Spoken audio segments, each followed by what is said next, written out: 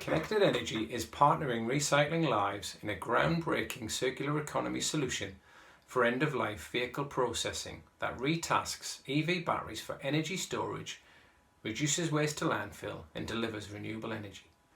To embrace a broader circular economy business model, Recycling Lives is working with Connected Energy to provide power and greater energy flexibility to their new automotive shredder residue facility with a second life battery system.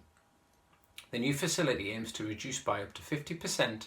the amount of hard-to-recycle automotive shredder residue going to landfill and is developing ways to use that material for energy generation.